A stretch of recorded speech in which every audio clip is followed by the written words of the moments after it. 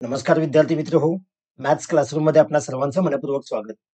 मी DJ. वाघ, Shri Vasantrao Jaywantrao Deshmukh high school Kolhapur. आज आपण 10th maths 2 मधील 4th chapter geometric constructions continue करीत आहोत. आजच्या या व्हिडिओमध्ये प्रॅक्टिस सेट 4.2 ज्या अंतर्गत एखाद्या सर्कलच्या बाहेर पॉइंट दिला असेल तर त्यामधून त्या सर्कलला जाणाऱ्या टँजंट्स कशा पद्धतीने ड्रॉ केले जातात याविषयी अधिक माहिती जाणून घेऊ. So let's get started.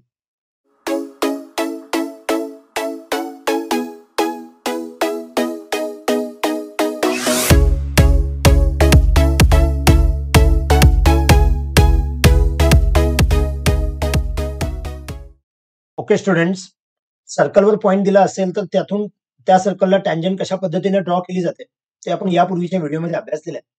आता आपण या व्हिडिओमध्ये असा अभ्यासणार आहोत की जर दिलेला पॉइंट हा सर्कलच्या बाहेर म्हणजेच आउटसाइड मध्ये असेल तर त्या पॉइंट मधून त्या सर्कलला कशा पद्धतीने टँजंट्स ड्रॉ केले जातात.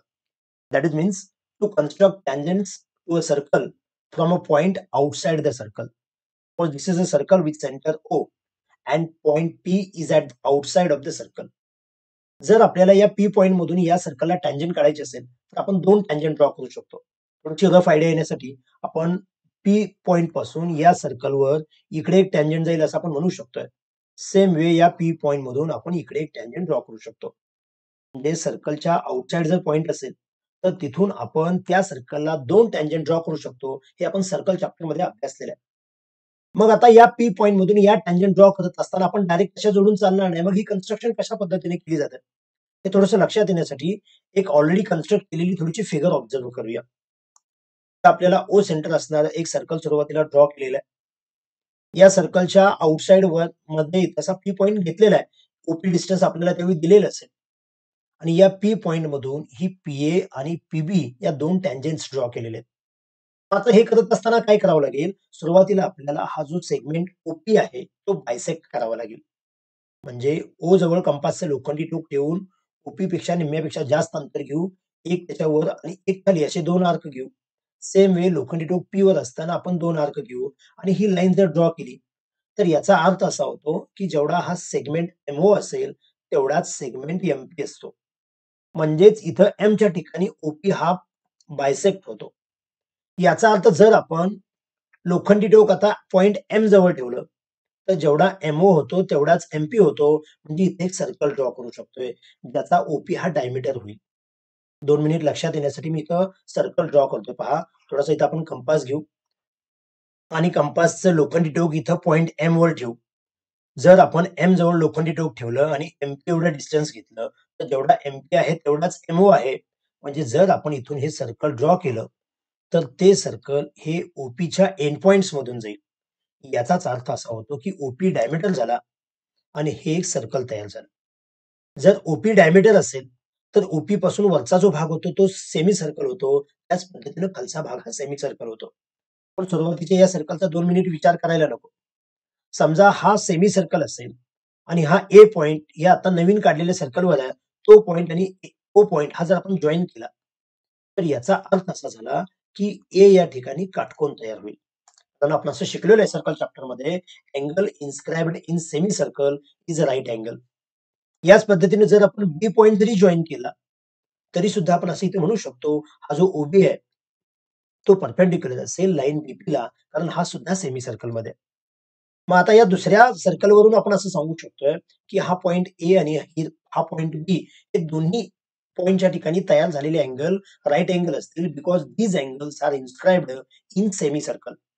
आता थोडंसं दुसऱ्या सर्कलचा विचार न करता पहिल्या सर्कलचा विचार करू.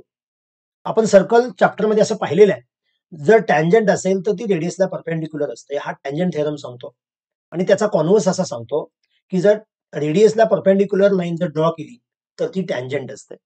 मग इथं ओएच्या ठिकाणी परपेंडिक्युलर होणारी लाईन आहे, याचाच अर्थ लाईन एपी ही टँजंट आहे, लाईन बीपी सुद्धा टँजंट आहे.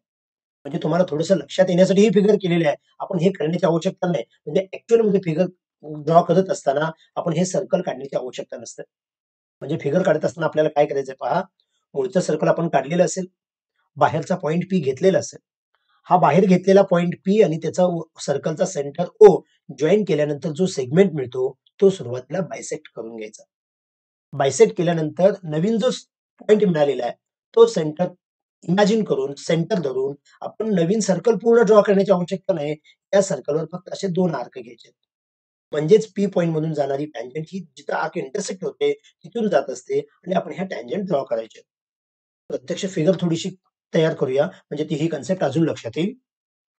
फर्स्ट क्वेश्चन काय पहा. Draw a circle with centre P and radius 3.4 centimeter.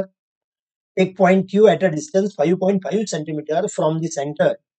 Construct tangents to the circle from point Q. आपल्याला पी सेंटर असणाऱ्या सर्कलची रेडियस 3.4 सेंटीमीटर घ्यायची आहे. त्यासाठी कंपासचा वापर करू. कंपासमध्ये आपण 3.4 सेंटीमीटर इतका डिस्टन्स घेऊ आणि या रेडियसनं आपण सुरुवातीला एक इथं सर्कल थोडंसं ड्रॉ करू. मी इथं कंपासच्या मदतीनं एक सर्कल ड्रॉ करतो. ज्या सर्कलची जी रेडियस आहे ती 3.4 सेंटीमीटर आहे. त्यानंतर आपल्याला असं सांगितलेलं आहे क्यू हा जो पॉइंट आहे तो 5.5 सेंटीमीटर इतक्या डिस्टन्सवर आहे फ्रॉम द सेंटर. म्हणजे पुन्हा कंपासचा आपण वापर करू. इथं कंपासमध्ये आपण अंतर घेत असताना 5.5 सेंटीमीटर इतकं डिस्टन्स घेऊ. कंपासमध्ये आपण 5.5 सेंटीमीटर डिस्टन्स घ्यायचा आहे. हवं तर हा जो सेंटर आहे इथून या सर्कलच्या बाहेर अशी आपण एखादी लाईन ड्रॉ करू शकतो. म्हणजे आपल्याला जो पॉइंट क्यू घ्यायचा आहे तो या लाईनवर कुठेतरी असेल. हा सेंटर पी आहे. सर्कलची रेडियस 3.4 सेंटीमीटर आहे आणि याच लाईनवर क्यू हा पॉइंट आपल्याला घ्यायचा आहे. त्यासाठी कंपासचं जे लोखंडी टोक आहे ते इथे सेंटर जवळ घेऊ आणि आपण याच लाईनवर थोडासा आर्क जर ड्रॉ केला तर याचा अर्थ असा होईल हा असेल तो पॉइंट क्यू असेल ज्यामध्ये पी क्यू हे जे डिस्टन्स आहे ते 5.5 सेंटीमीटर असेल. आपल्याला आता पुढे असं सांगितलेलं आहे construct tangents to the circle from point Q. म्हणजे या पॉइंट क्यू मधून या सर्कलला टँजंट ड्रॉ करायचे. यापूर्वी अभ्यासलेला आहे त्यानुसार हा पी सेंटर आणि बाहेरचा पॉइंट क्यू या दोन्हीचाच विचार करू आणि याचा परपेंडिक्युलर बायसेक्टर काढू. आता हा परपेंडिक्युलर बायसेक्टर काढत असताना एक विचार करायचा. आता आपल्याला इथे ही जी रेडियस दिलेली आहे ती 3.4 सेंटीमीटर आहे. याच्या ट्वाइस पेक्षा जर जास्त डिस्टन्सवर हा बाहेरचा पॉइंट असेल, सपोज हा 8 सेंटीमीटरवर जर पॉइंट क्यू असता, तर याचा परपेंडिक्युलर बायसेक्टर जो आहे ती लाईन या सर्कलच्या बाहेर जाणार. आणि याच्या ट्वाइस पेक्षा जर कमी असेल, जसं हे 5.5 सेंटीमीटर आहे, याचा अर्थ आपण आता हा जर PQ सेगमेंट बायसेक्ट केला, म्हणजे PQ एकदा लोखंडी टोक P आणि एकदा लोखंडी टोक Q वर ठेवून आपण दोन्ही बाजूंना आर्क घेऊन जर लाईन ड्रॉ केली, तर ती लाईन ही या सर्कलच्या आतून जाईल. मात्र त्या लाईनचा आपण विचार करायचा नाही. त्या डिस्टन्सवर डिपेंड आहे, की ही जी व्हर्टिकल लाईन आपण ड्रॉ करणार, ती सर्कलच्या आतून जाऊ शकते किंवा सर्कलच्या बाहेरून जाऊ शकते किंवा रेडियस एवढंच अंतर जर बाहेर असेल, तर ती सर्कलला टच करून जाऊ शकते. परंतु आपण त्या लाईनचा विचार करायचा नाही. आपल्याला या क्यू पॉइंट मधून जाणाऱ्या टँजंट्स ड्रॉ करायचे. ॲट फर्स्ट आपण एक टार्गेट ठेवू, की आपल्याला हा PQ हा जो सेगमेंट आहे, तो बायसेक्ट करायचा आहे. मग हा PQ सेगमेंट बायसेक्ट करत असताना एकदा लोखंडी टोक P आणि एकदा लोखंडी टोक Q वर ठेवू आणि वर आणि खाली अशा पद्धतीनं 2-2 आपण आर्क घेऊ. थोडंसं मी सुरुवातीला P पॉइंटच्या ठिकाणी हा कंपासचं लोखंडी टोक ठेवतोय आणि आपण हा कंपास अशा पद्धतीने घेऊ, की निम्म्यापेक्षा जास्त अंतर कितीही घेतलं चालेल. आपण इथून थोडीशी इथं आर्क घेतोय. एकदा लोखंडी टोक आपण P वर ठेवलेलं आहे. आता हेच लोखंडी टोक आपण Q जवळ ठेवूया.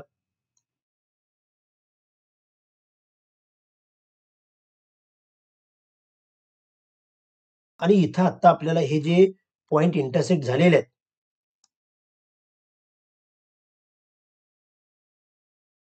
ते जर आपण जॉइन करून घेतले, तर आपल्याला या सेगमेंट PQचा परपेंडिक्युलर बायसेक्टर मिळेल.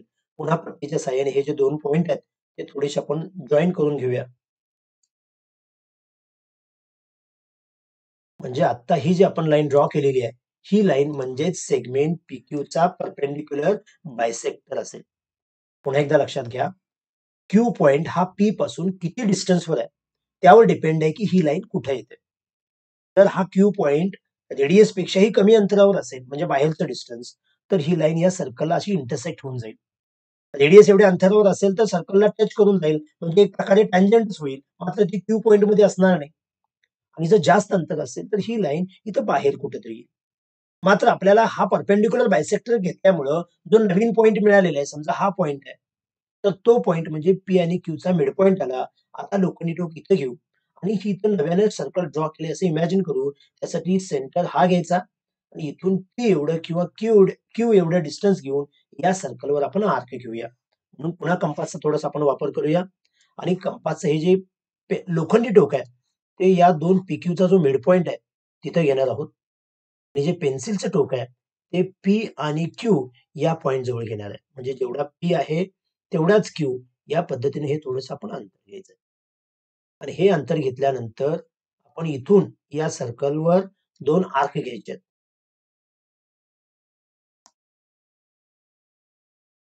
म्हणजे एकदा इथं आर्क घ्या, याच पद्धतीनं एकदा इथं आर्क घ्या. आणि हे जे 2 आर्क आहेत त्याचा अर्थ हा जर सेंटर असेल आणि P आणि Q पॉइंट मधून जाणारं जर आपण सर्कल ड्रॉ केलं, तर ते या 2 पॉइंट मधून जाणार. म्हणजेच आमच्या टँजंट्स या आणि या पॉइंट मधून जात असतील. पण आपण पट्टीचा वापर करू आणि Q आणि हा पॉइंट जॉइन करू. सेम वे हा Q पॉइंट आणि हा पॉइंट जॉइन करू. म्हणजेच या 2 Q पॉइंट मधून जाणाऱ्या टँजंट्स आहेत असं आपण इथं म्हणू शकतो. म्हणजे तुम्हाला हा क्यू पॉइंट मिळाल्यानंतर म्हणजे सुरुवातीला आपण सर्कल ड्रॉ केल्यानंतर क्यू पॉइंट आपण ठराविक डिस्टन्सवर घेतल्यानंतर PQचा परपेंडिक्युलर बायसेक्टर ड्रॉ केला. तो जिथं पॉइंट मिळतो, PQचा मिड पॉइंट मिळतो, तिथून नवीन 2 आर्क घेतले आणि ते आर्क मूळच्या सर्कलला जिथे इंटरसेक्ट होतात, तिथून या लाईन ड्रॉ केल्या. या ज्या लाईन्स आहेत म्हणजेच ही क्यू मधून जाणारी आणि ही जी लाईन आहे, या मूळच्या सर्कलच्या टँजंट्स आहेत, असं इथं आपण म्हणू शकतो. थोडंसं अशाच प्रकारे अजून एक क्वेशन पहा. Draw a circle of radius 3.4 centimeter and center E. Take a point F on the circle.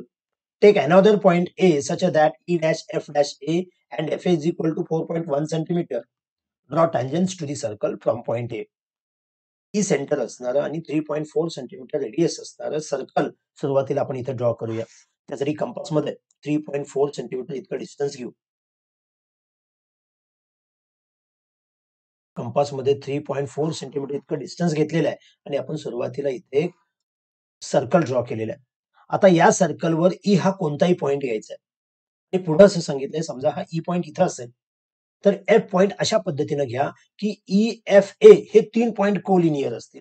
म्हणजे ई नंतर इथला एफ असेल त्याच्या पुढे ए असेल असा त्याचा अर्थ आहे. म्हणून हे लक्षात येण्यासाठी थोडंसं आपण इथं रेडियस आहे अशी पुढे थोडी एक्सटेंड करूया. म्हणजे या लाईनवर ई एफ ए हे तिन्ही पॉइंट असतील. हा आमचा सेंटर जो आहे तो ई.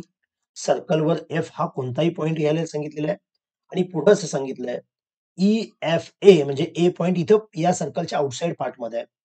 मात्र इथं एफ ए हे जे डिस्टन्स दिलेलं आहे ते 4.1 सेंटीमीटर.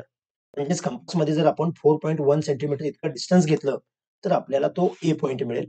म्हणून कंपासमध्ये पुन्हा आपण थोडंसं 4.1 इतकं डिस्टन्स घेऊया आणि कंपासचं हे जे लोखंडी टोक आहे ते आपण एफ वर ठेवूया आणि याच लाईनवर आपण थोडासा इथं जर आर्क घेतला याचा अर्थ असा होईल की हे जे एफ ए डिस्टन्स आहे ते 4.1 सेंटीमीटर असेल. ही जी रेडियस आहे ती 3.4 सेंटीमीटर सांगितलेली आहे. हे जे एफ ए डिस्टन्स आहे ते म्हणजे 4.1 सेंटीमीटर आहे आणि फायनली आपल्याला असं सांगितलेलं आहे draw tangents to the circle from point A. या सर्कलच्या आउटसाइड हा जो पॉइंट ए आहे इथून या सर्कलला आपल्याला टँजन्स ड्रॉ करायचे. आपण नेहमी जो आउटसाइड पॉइंट आहे तो आणि सेंटर या दोघांचाच विचार करायचा. म्हणजे आता फक्त आपण हा पॉइंट ई आणि पॉइंट ए या 2 पॉइंटचा जर विचार केला तर ईए सेगमेंट बायसेक्ट करायचं एवढंच लक्षात घ्यायचं. यासाठी एकदा लोखंडी टोक ई आणि एकदा लोखंडी टोक ए या 2 पॉइंटवरच ठेवू आणि हा सेगमेंट जो आहे तो बायसेक्ट करू. म्हणून कंपासचं लोखंडी टोक थोडंसं मी इथं ई पॉइंटवर ठेवतोय. आपण या सेगमेंटच्या निम्म्यापेक्षा जास्त अंतर घेऊ शकतो आणि इथं आपण 2 आर्क घ्यायचे आहेत. एक आर्क वरच्या बाजूला घेणार. सेम वे दुसरा आर्क जो आहे तो आपण इकडे खाली घेणार. म्हणजे लोखंडी टोक ई वर ठेवलं आणि इथंच आपण 2 आर्क घेतले. त्यानंतर आपण हेच लोखंडी टोक ए या पॉइंटवर घेऊ. म्हणजे जो आउटसाइड पॉइंट आहे तिथं घ्यायचा आणि पुन्हा आपण 2 आर्क घेऊ. म्हणजे सुरुवातीच्या आर्कला इंटरसेक्ट होणारे पुन्हा आपण जर 2 आर्क घेतले तर आपल्याला हे आर्क जॉइन केल्यानंतर म्हणजेच हे 2 पॉइंट जॉइन केल्यानंतर जी लाईन मिळेल ती या सेगमेंट ईए ची परपेंडिक्युलर बायसेक्टर असेल. म्हणून पट्टीचा वापर करू आणि हा पॉइंट आणि हा पॉइंट हे 2 पॉइंट जर आपण जॉइन केले तर ही जी लाईन असणार आहे ती लाईन म्हणजेच या एफ-ए सेगमेंटची सॉरी ईए सेगमेंटची परपेंडिक्युलर बायसेक्टर असेल. यापूर्वीच्या फिगरमध्ये ही जी परपेंडिक्युलर लाईन होती ती सर्कलच्या आत इंटरसेक्ट झाली. कारण बाहेरचं डिस्टन्स हे रेडियसपेक्षा कमी होतं. रेडियस पेक्षा जास्त असेल तर ही लाईन बाहेर जाते आणि रेडियस एवढं असेल तर ही लाईन इथं टच होते. मात्र ही टँजंट नसते हे लक्षात घ्या. आता हे नवीन घेतल्यामुळं हा नवीन परपेंडिक्युलर लाईन ही जी आलेली आहे, याचा हा जो पॉइंट आहे, ईएचा मिड पॉइंट, हा ए पॉइंट हा सर्कलवरचा आहे. हा जो पॉइंट आहे, हा पॉइंट ई आणि ए या दोन्ही पॉइंट पासून इक्विडिस्टंट आहे. म्हणजेच आपण इथून पुन्हा नव्यानं 2 आर्क घ्यायचे. म्हणून थोडंसं कंपासचं हे जे लोखंडी टोक आहे, ते या ईएच्या मिड पॉइंट जो आपल्याला हा आता मिड पॉइंट मिळालेला आहे, इथपर्यंत घेऊया आणि हे जे अंतर ईए आहे, म्हणजे इथून ई पॉइंट किंवा ए पॉइंट एवढं आपण थोडंसं अंतर चेक करू. हे अंतर चेक केल्यानंतर हे जे अंतर येतं,